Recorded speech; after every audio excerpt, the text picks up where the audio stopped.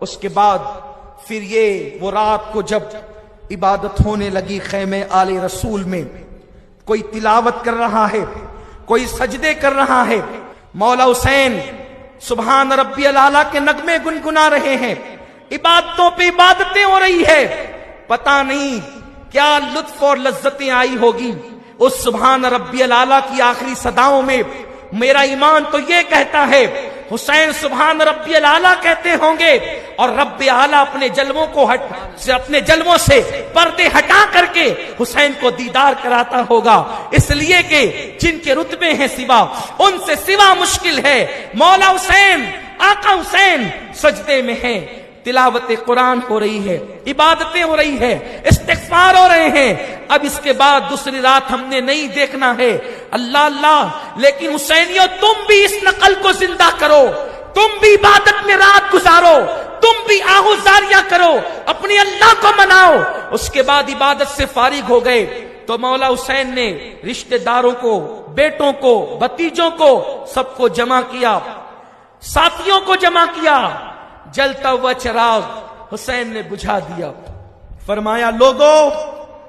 میرے خاندان والوں، میرے دوستوں، میرے بیٹوں، میرے بھتیجوں، میرے بھائیوں، اس لیے کہ مولا علی کی دوسری بیوی کے بیٹے بھی موجود تھے ساتھ میں، اگرچہ وہ فاطمہ کی اولاد نہ تھے لیکن سوتیلے بھائی تھے۔ حسین تیرے سوتیلے بھائیوں کو بھی میرا سلام ہو۔ وہاں سوتیلے بھائی یوسف کو کنویں میں ڈالتے ہیں، تیرے سوتیلے بھائیوں پہ میرے ماں باپ قربان، تجھ سے پہلے اپنی جان قربان کرتے ہیں۔ سب کو جمع کیا مولا حسین نے، فرمایا وہ سامنے 22,000 کا لشکر ہے اور وہ لوگ میرے خون کے پیاسے ہیں، میں نے چراغ بجھا دیا، ایک ایک آدمی ایک ایک کا ہاتھ پکڑ لے، یعنی جو میرا ساتھی ہے، وہ میرا صحابی ہے، وہ میرے رشتہ دار کا ہاتھ پکڑ لے اور ہاتھ پکڑ کر کے چپکے سے خیمے سے نکل جائے، میں کوئی شکایت نہیں کروں گا، کوئی شکوہ نہیں ہوگا، جلدی سے چلے جاؤ، اپنی جانیں نہ کھونا، اپنی جانوں پر بن آ گئی ہے، جاؤ، صرف وہ میرے خون کے پیاسے ہیں، میں جان دے دوں گا، وہ ٹھنڈے ہو جائیں گے۔ اس کے بعد چراغ بجھانے کے بعد دیر تک مولا حسین خاموش رہے اور اس کے بعد جب چراغ جلا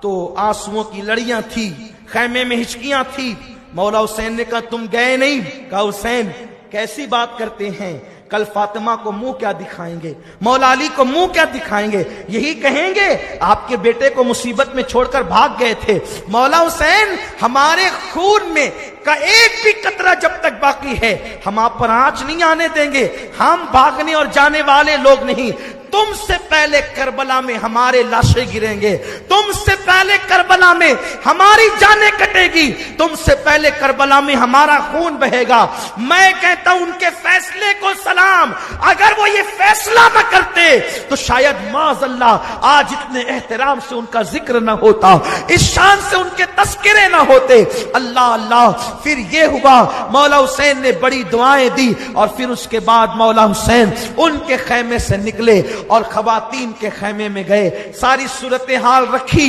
زینب بے ہوش ہو کر گرتی ہے، شہربانوں کو کبھی سنبھالا دیتے ہیں، کبھی لیلا کو پکڑتے ہیں، کبھی سکینہ کو سنبھالا دیتے ہیں، عجیب حال ہے حسین کا۔ امتحان گھر میں الگ امتحان، باہر الگ امتحان،